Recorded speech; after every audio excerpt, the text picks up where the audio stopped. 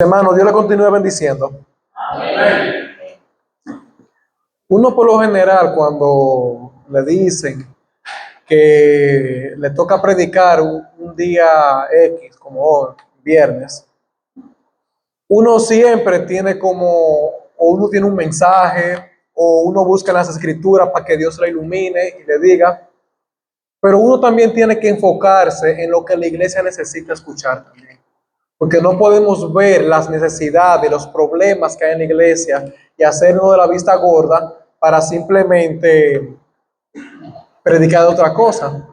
Entonces yo meditando en eso, estaba pensando, decía, la iglesia de hoy en día, hablando ya en contexto general, me he dado cuenta que tiene un problema muy fuerte actualmente, y es que no tiene una dirección clara, no tiene un objetivo claro y no tiene un enfoque claro. Y pensando en eso fue que Dios me estuvo iluminando para traer la palabra titulada Una mente enfocada en el Señor. Amén. Para buscar un poco sobre eso, yo estaba meditando y quise buscar en internet cómo lo secular uno puede tener una mente desenfocada. Y me dieron varias razones por las cuales una mente puede estar desenfocada. Yo elegí tres de las que me dieron. Una puede ser por la falta de descanso, otra puede ser por los estímulos y las multitareas, y la otra puede ser por la falta de claridad o ambigüedad en el objetivo. Cuando una persona, por lo general, está muy cansada, se le dificulta el poder enfocarse debido a que su cuerpo físicamente está cansado. Pero no solamente en eso, sino que cuando uno está muy estimulado y vive haciendo muchas multitareas a la vez, eso le hace quitar también el enfoque de la vida. Porque, por ejemplo, si una persona para mucho tiempo en el teléfono y luego viene a la iglesia y viene a escuchar palabra de Dios, aunque quiere escuchar palabra de Dios, la mente todavía le sigue pensando en todo lo que estaba viviendo en el día a día. Y cuando tú vienes y vives que estás trabajando, pero a la vez haciendo esto y a la vez estás escuchando otra cosa, tú estás haciendo tres cosas a la vez y sin darte cuenta, cuando vienes aquí a la iglesia, que solamente te sienta a escuchar la palabra, te sientes incómodo porque solamente estás haciendo una sola cosa. Y eso te puede hacer a ti incluso perder el enfoque.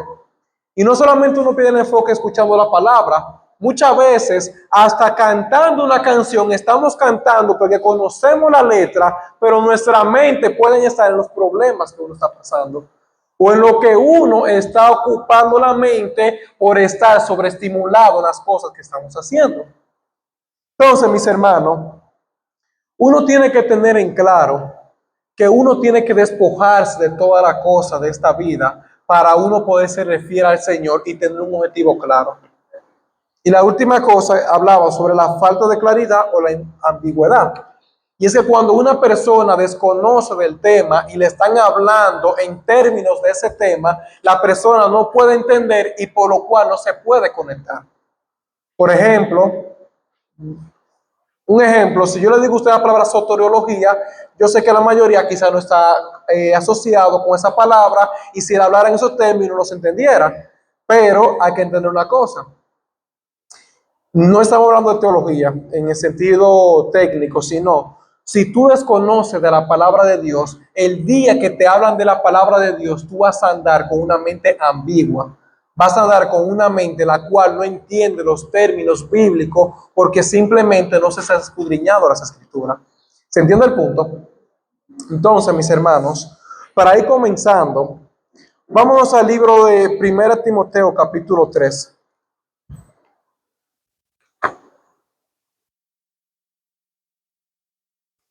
Vamos a hablar un poco sobre la mente.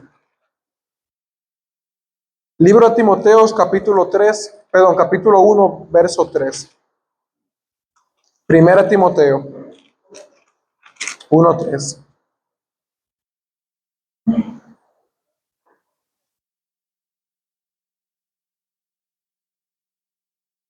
No, hermanos, tienes segunda. Segunda Timoteo, amén. Segunda Timoteo 1, 3. Tengo mal escrito aquí. Segunda Timoteo, capítulo 1, verso 3. Dice la palabra de Dios: doy gracias a Dios, al cual sirvo desde mis mayores con limpia conciencia. Amén. Doy gracias a Dios, a quien sirvo desde mis mayores, a quien sirvo con limpia conciencia. Pablo era una persona que conocemos cómo fue su vida. Antes de conocer a Cristo tenía celo por lo de Dios. Aunque lo hacía en su ignorancia, vivía persiguiendo a los cristianos. Pero inmediatamente se encontró con el Señor y le conoció. Él tuvo un cambio rotundo y toda su vida empezó a circular solamente en torno al Señor. Entonces, Pablo era consciente de que como él le servía al Señor, lo estaba sirviendo con una conciencia limpia, porque él no vivía pensando en cosas ambiguas de este mundo, sino que su vida entera la había entregado al Señor. Entonces, mis hermanos, aquí yo voy a una pregunta. Nosotros podemos decir delante de Dios, le estoy sirviendo con la conciencia limpia. Le estoy sirviendo sabiendo que estoy obedeciendo y amando los mandamientos de mi Señor.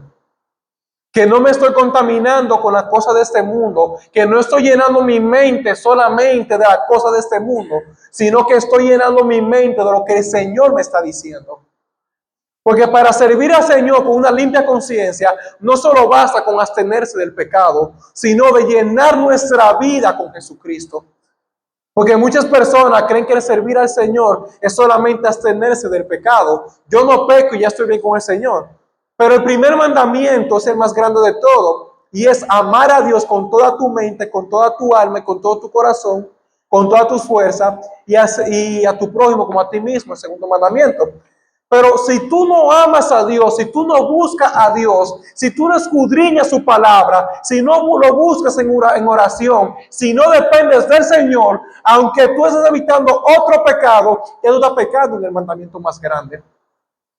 Entonces, mis hermanos, tenemos que para servirle al Señor con la conciencia limpia, tenemos que amar al Señor y buscarle con toda nuestra mente, como dice el primer mandamiento. Entonces, Pablo era una persona que vivía enfocado en el Señor y tenía una mente puesta en el Señor. Pero ¿cómo Pablo hacía eso?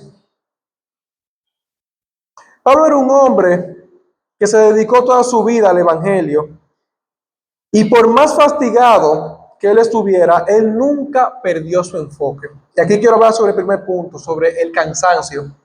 Cuando una persona se cansa, no solamente se cansa físicamente, también mentalmente uno se puede ir cansando. Sin embargo, vemos que en la vida de Pablo toda su vida la dedicó al Evangelio y Pablo nunca se cansó de predicar el Evangelio. Antes bien, aún en el hecho de muerte, Pablo estaba procurando que la iglesia siga siendo edificada por medio de su vida. Tanto así que al mismo Timoteo le escribió una carta semana antes de ser ejecutado. Y no solamente eso, conocemos su vida. Vimos cómo Pablo vivió por naufragios, pasó por muchas tempestades. Vemos cómo en el libro de los Hechos relata que él fue golpeado por multitudes y a pesar de que él pensaba que había perdido toda esperanza de vida, cuando se levantaba de ahí seguía predicando. Vemos que más adelante viene y va en un naufragio, el barco se rompe, todo se destruye y termina en una isla. Y aún en el barco destruyéndose, aprovecha para predicar a los presos y a los soldados romanos. Pero no solo eso, después de que llegó a esa isla, viene y una serpiente le pica en una mano, creo que fue a la derecha, no estoy seguro, pero independientemente le pica una mano, una serpiente, la gente espera que él se muera y después con esa misma mano empieza a tocar a los enfermos para que sean sanados. Y predicó el evangelio para que la persona también sea salvada. Entonces, vemos la vida de Pablo, que Pablo, por más cosas que le pasaban en la vida, Pablo permanecía siempre con la mente en el Señor. Entonces, mis hermanos, nosotros no podemos pretender que por las circunstancias que nos estén pasando en nuestras vidas, perder el enfoque del Señor. Porque sé que hay situaciones que son difíciles. Cuando tú vienes y tu negocio se está yendo a pique o te despiden. O cuando viene y tu matrimonio no está corriendo como tú quisieras.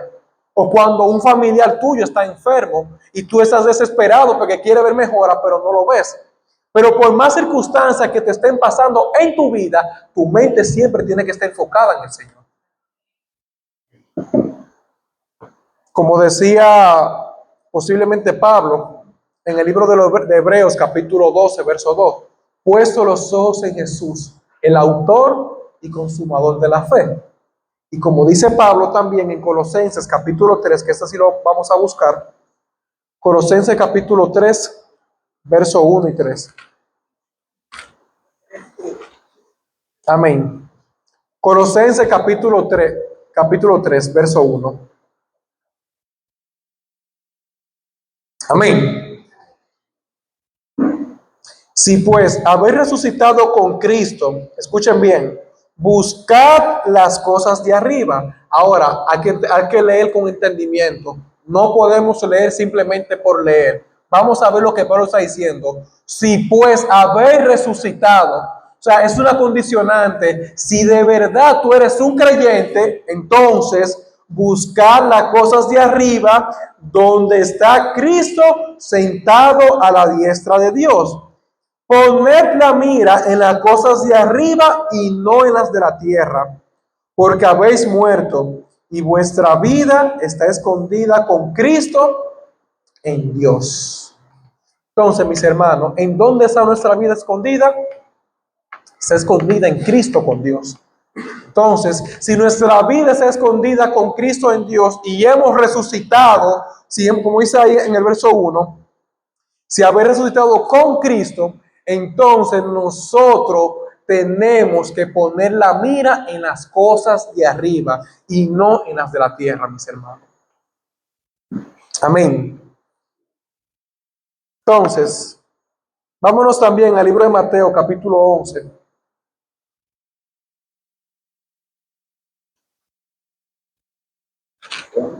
Mateo 11, 28.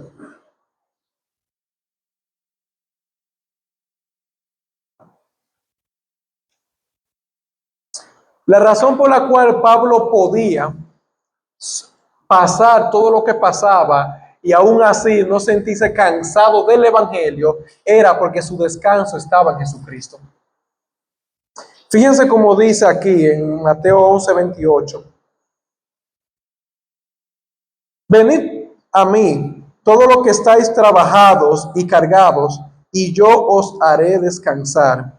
Llevad mi yugo sobre vosotros y aprended de mí, que soy manso y humilde de corazón, y hallaréis descanso para vuestra alma, porque mi yugo es fácil y ligera mi carga. Entonces, mis hermanos, la razón por la cual Pablo no se fatigaba es porque él siempre estaba poniendo su carga solamente en Jesucristo. Su mente enfocada en Jesucristo. Él no se estaba cargando con la cosa de ese mundo, ni estaba empoderándose diciendo, yo puedo, en mi nombre voy a hacer tal cosa, en mi nombre lograré tal cosa, o en mi nombre iré a tal lugar y haré tal cosa como yo quiera. Él no decía nada de eso. Pablo era un siervo que siempre estaba alineado con lo que el Señor quería. Si el Señor me permitía hacer una cosa, entonces yo lo hacía. Ese era el estilo de vida que tenía Pablo. Y por eso vemos en las cartas de Pablo cómo él mencionaba, por ejemplo, por decir así, a Timoteo, mi querido hermano Timoteo, le pido al Señor que te pueda volver a ver pronto. O sea, era una dependencia de Dios que él estaba. Él no estaba diciendo como iré porque soy el apóstol, sino que estaba diciendo, si el Señor me permite, iré a verte pronto. O visítame. También me parece que dice en la segunda carta también. Y a los de Filipo también le escribe que quiere verlos. Entonces, Pablo era una persona que vivía siempre acostado o reposando en el Señor. Su carga siempre la depositó en Jesucristo. Y eso es lo que tú y yo también debemos de hacer. Que por más cargado que estemos y por más cansado que estemos, que nuestra carga se la depositemos a Jesús. Amén. Entonces, hay una cosa que hay que entender.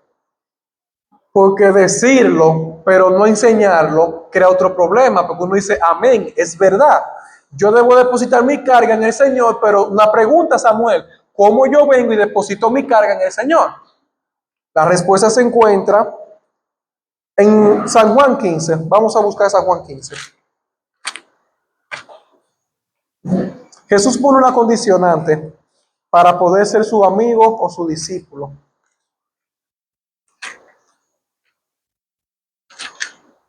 San Juan 15, verso 14.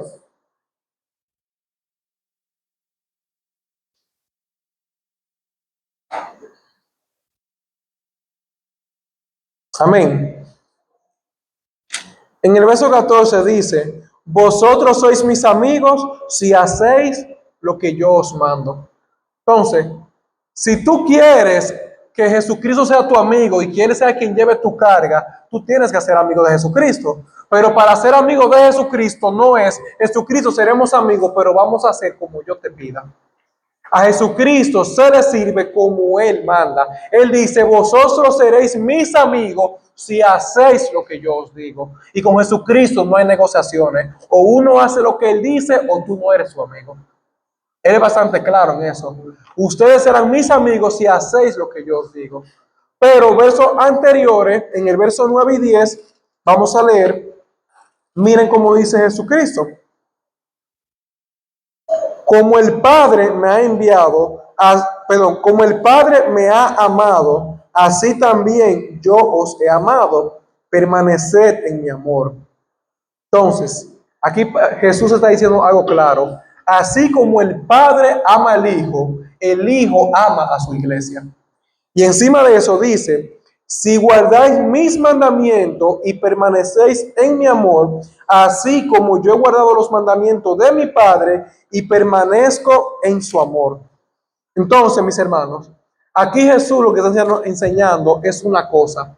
Nosotros, para ser su amigo, tenemos que amar sus mandamientos. Pero para amar a Jesucristo y para amar a Jesucristo tenemos que amar sus mandamientos. Para ser parte de la comunidad de la iglesia de Jesucristo, tenemos que amar sus mandamientos. Y el amar no es una cosa de un sentimiento que yo siento aquí, sino que es una obediencia. Es una decisión de yo decir, yo amo a Jesucristo y porque lo amo voy a guardar sus mandamientos. Voy a vivir caminando conforme a sus mandamientos. Y algo muy importante, el amar a Jesucristo se tiene que amar así, guardando sus mandamientos. Todo aquel que no ama a Jesucristo, que no guarda sus mandamientos, no ama a Jesucristo. Y como leímos el martes en el libro de Corintios, 1 Corintios 16, 22, Pablo dice, todo aquel que no ama a Jesucristo sea anatema. O sea, en otras palabras, sea arrancado, separado del pueblo de Dios. Entonces, mis hermanos, no es una cosa de que si yo quiero lo hago o si yo quiero no lo hago. Es una cosa de que si no amo a Jesucristo, entonces yo soy anatema, dicho por la palabra de Dios. Y suena fuerte, lo sé, pero es una advertencia para nosotros, para que procuremos amar los mandamientos del Señor Jesús. Y aquí hay una cosa importante. Cuando tú te encuentras con Jesús, tú vas a tener una de dos reacciones. Y siempre fue así en toda la Biblia. Cuando tú te encuentres con Jesús, o tú vas a terminar amando a Jesucristo, o vas a terminar aborreciendo a Jesucristo, odiándolo. Por ejemplo, estuvimos estudiando en el demoniado de Gadareno, y hay una cosa interesante. El endemoniado Gadareno tenía fama de que era una persona que por donde él vivía ni siquiera nadie pasaba. Sin embargo, cuando Jesucristo vino y le sanó y le sacó todos los demonios, ¿qué pasa con los demonios? Cogieron hacia los cerdos y se echaron al mar. ¿Qué pasa? El endemoniado Gadareno, cuando se encontró con Jesús, al final lo que le dijo, Señor, te seguiré donde tú vayas. Pero sin embargo, el pueblo, ¿qué hicieron? Lo echaron. Le rogaron que se vaya de esa zona. Entonces vemos cómo esa reacción, Jesús entrando en Gadaria, y entrando en Gadaria, hubieron dos reacciones. El pueblo que lo vio de lejos, lo echó fuera de su nación, o desde su tierra. Sin embargo, el endemoniado gadareno que tuvo un encuentro con el Señor, entonces le amaba y quería seguirle. Y eso pasa con nosotros, mis hermanos. Todo ser humano, cuando se encuentra con Jesucristo, va a tener unas oraciones. O va a amar al Señor y va a querer seguir sus pasos, o va a aborrecerle y va a querer apartarse de él. ¿Por qué razón? Por la misma razón que tenían los fariseos. Los fariseos, cuando se encontraban con Jesús, Jesús siempre vivía reprendiéndole. ¿Por qué? Porque ellos vivían en una hipocresía muchas veces. Ellos vivían y hacían cosas, y cuando Jesucristo venía y salvaba a una persona, la persona que era salvada quería seguir a Jesucristo. Sin embargo, los fariseos lo que querían era matar siempre, constantemente buscando la forma de cómo matarlo. ¿Por qué razón querían matarlo? Porque Jesucristo no cabía en su sistema religioso. Entonces, mis hermanos, cuando tú vienes y te encuentras con Jesucristo, si en ti lo que nace es un repudio en contra de Cristo, es porque tú quieres seguir liderando en tu vida. Y por tú querer seguir liderando en tu vida, es que tú no quieres que Jesucristo sea tu Señor. Y te pasa el mismo efecto que le pasa a los falsos maestros, que menciona Pedro, en 2 de Pedro, capítulo 2, verso 9, cuando dice que ellos odian el señorío, no quieren tener un Señor que lo enseñoree. Entonces, cuando tú no quieres tener un Señor que te enseñorea y viene Jesucristo y te dice, me voy a enseñorear en tu vida, terminas aborreciendo a Jesucristo. Porque tú dices, yo no quiero un Señor en mi vida, yo quiero ser mi propio Señor. Entonces, eso es lo que pasa, y por eso que Jesucristo siempre en tu vida va a haber una de esas dos reacciones. O vas a querer amarle y seguirle, o vas a aborrecerle para seguir viviendo en tus deleites. La pregunta mía es, en el día del juicio, ¿cómo te vas a presentar delante del Padre? Cuando Él vea y te dice, mira, te puse yo la salvación a mi Hijo, el cual pudo enseñorear sobre tu vida y darte la garantía de ser salvado. Pero sin embargo decidiste rechazarlo una y otra vez para enseñorearte de tu vida. Y ahora, como tú te quisiste enseñorear de tu propia vida, tú mismo vas a dar cuenta por tus pecados. Y sabemos todo cómo va a pagar la cuenta por sus pecados.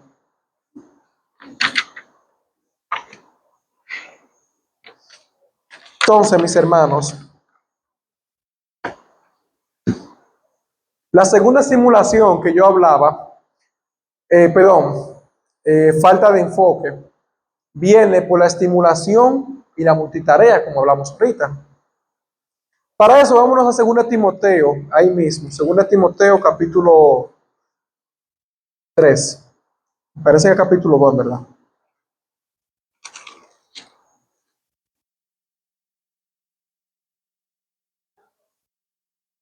Segunda Timoteo capítulo 2.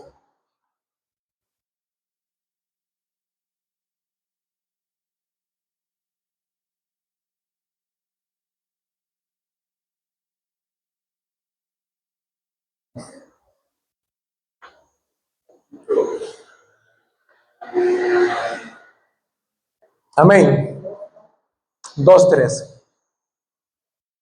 Dice la palabra de Dios: tú pues sufre penalidades como buen soldado de Jesucristo.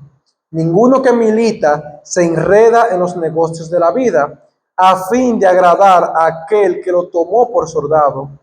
Y también el que lucha como atleta no es coronado, sino lucha legítimamente.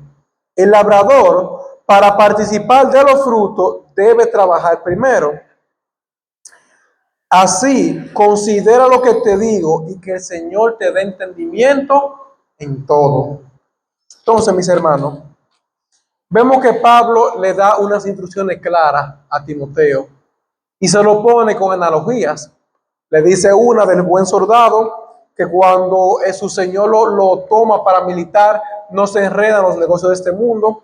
La segunda me parece que era el que lucha como atleta. O sea, una persona que se dedica a un torneo olímpico, supongamos de carrera, no se dedica a la cosa de este mundo, sino que toda su vida la dedica a una carrera.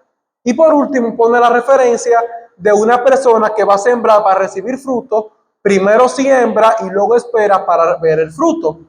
Entonces, Pablo está enseñando una cosa claramente.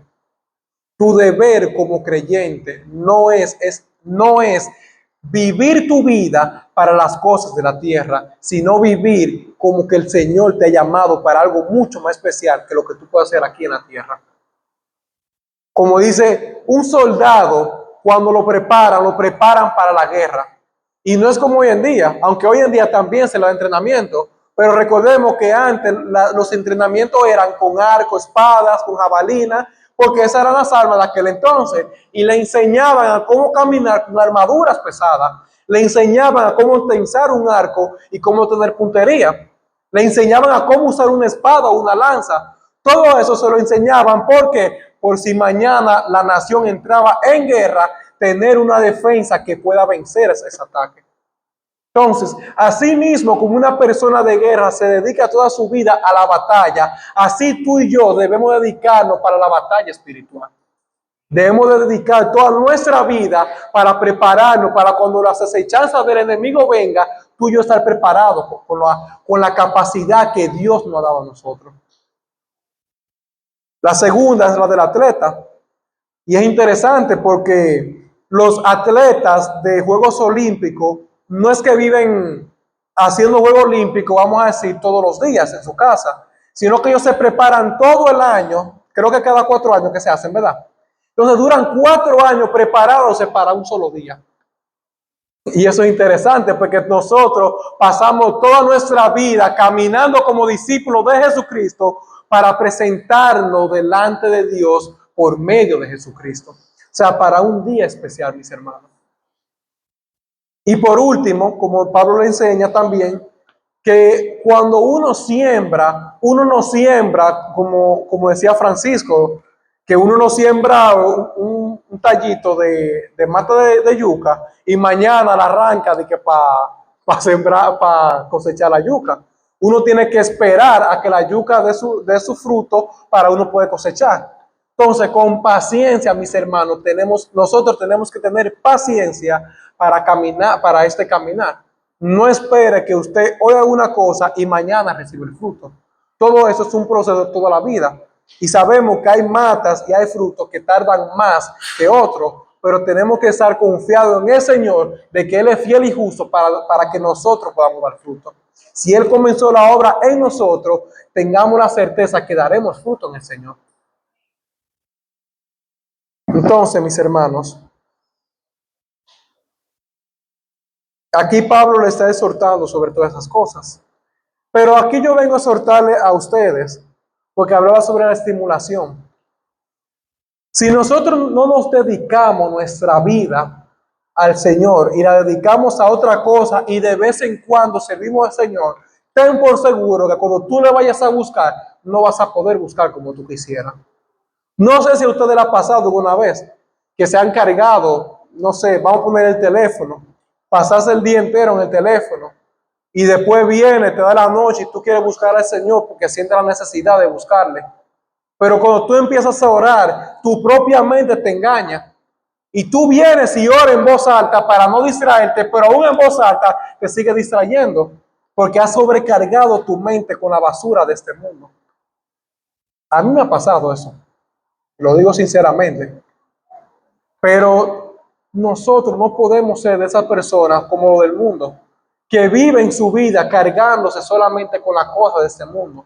Tenemos que entregarnos para el Señor y despojarnos de todas esas cosas.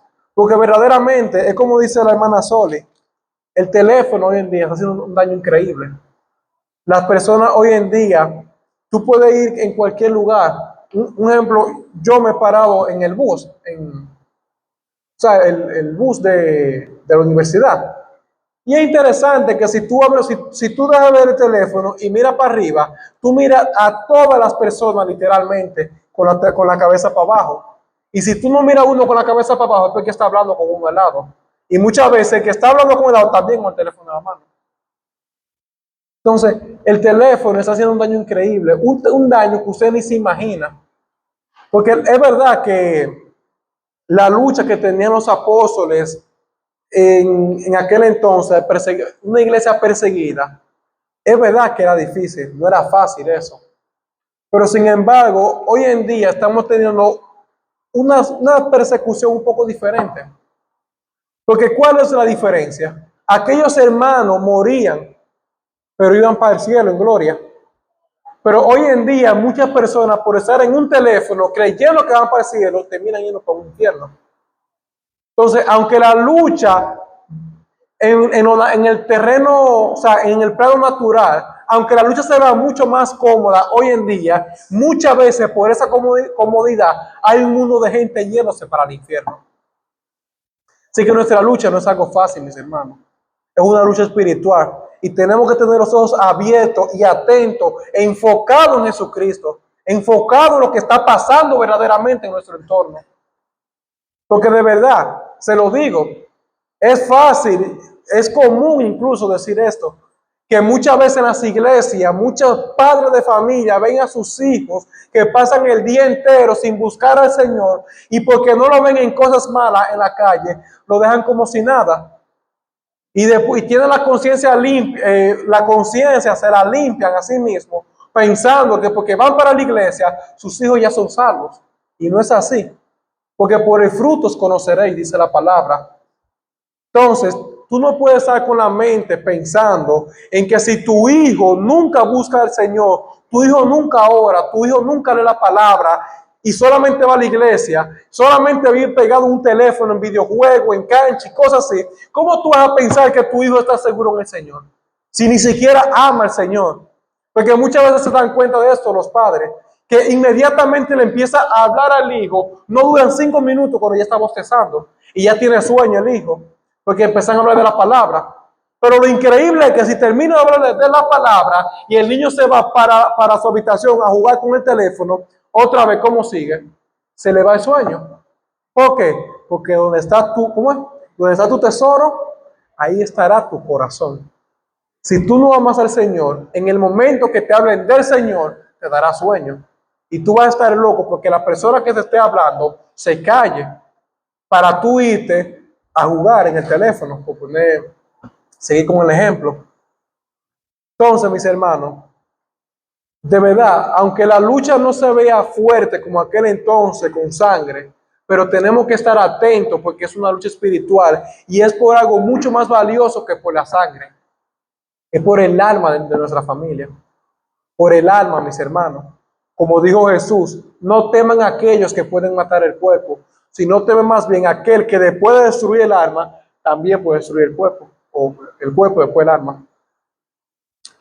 ¿Se entendió?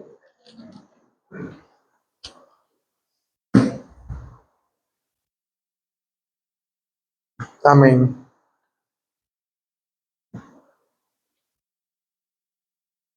Vámonos a Hebreos 2.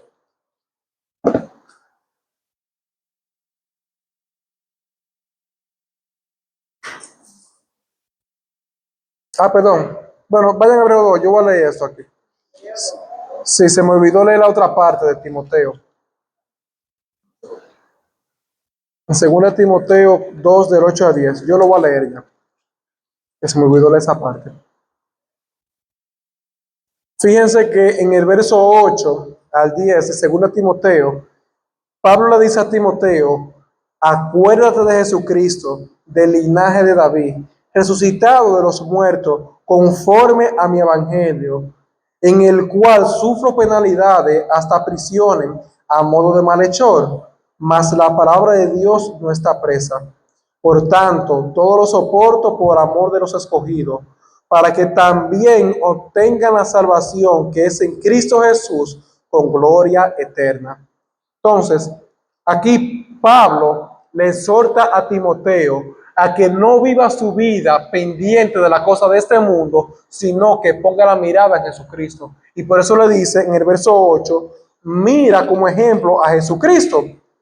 Acuérdate de Jesucristo, del linaje de David, resucitado de entre los muertos, conforme a mi evangelio. O sea, en otras palabras, está diciendo es, las luchas que tú estás teniendo aquí, no la lucha por tu propia cuenta, sino mira a Jesucristo.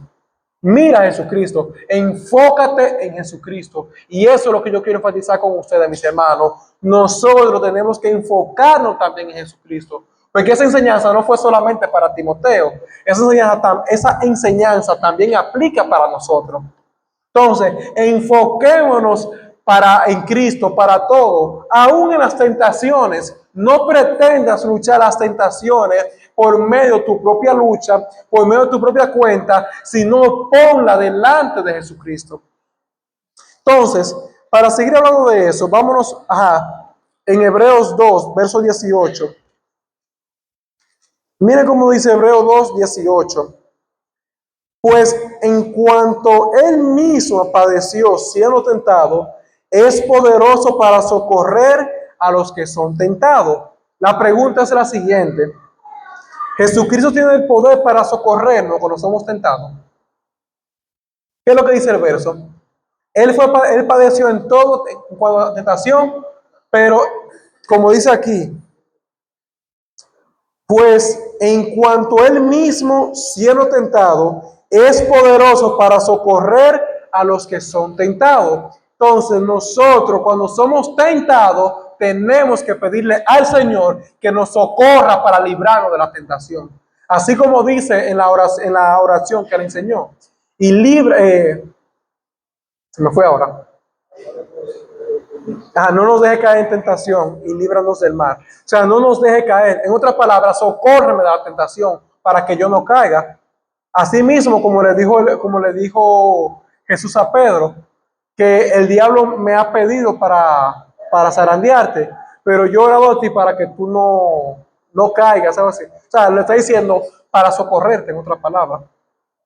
Y también en el libro de Segunda de Pedro 2:9, Segunda de Pedro 2:9.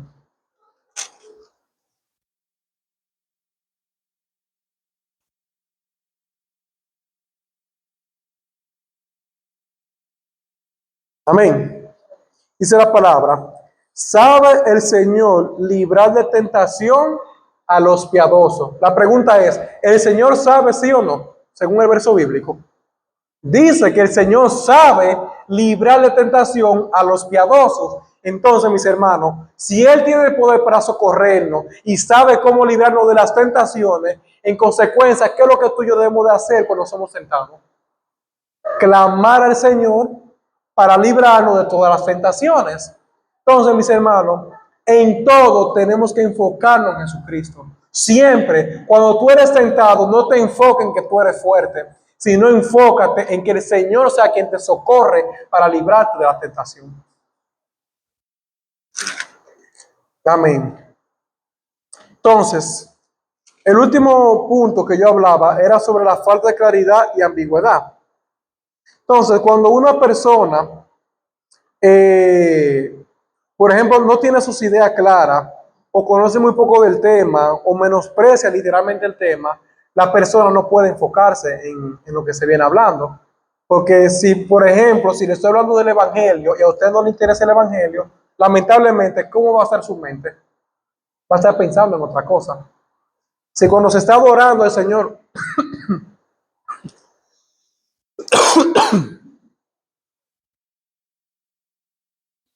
discúlpenme, si cuando se está orando, a usted no le interesa orar, ¿qué va a estar su mente? Va a estar en cualquier otra cosa, en cómo dejo los platos en la casa, que se está haciendo tarde, que el negocio, que si le puse candado a la puerta o no. Porque en tu mente no está puesta en la oración. Si cuando se está cantando aquí cánticos al Señor, tú no meditas en la letra que estás cantando al Señor, ¿en qué está tu mente? Porque muchas veces podemos cantar así y hasta mover y levantar la mano, pero con la mente en otra cosa.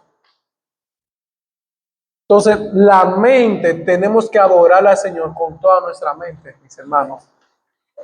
Tenemos que hacerlo. No podemos pretender que, no sé, vivir así como una vida religiosa. Lo hago porque los demás lo hacen. El hermano Andrés empezó a elevar la voz. Yo la voy a elevar sin saber qué decir. O sin darle mente a lo que estoy diciendo. O el hermano Franklin empezó a cantar esta canción y la voy a cantar porque es la que toca. Uno tiene que adorar al Señor en espíritu y en verdad. O sea, con conocimiento, con entendimiento también, como dice el apóstol. Tenemos que hacerlo con entendimiento, lo que hacemos para el Señor, con la mente puesta en lo que estamos haciendo. Y sé que a veces da lucha por las cargas que tenemos, pero debemos despojar todas nuestras cargas y dejárselas al Señor para darle una oración limpia. Pero para eso tenemos que amar al Señor y tenemos que conocer al Señor. Si desconozco del Señor, si no lo amo, no me va a dar igual, al fin y al cabo. Entonces,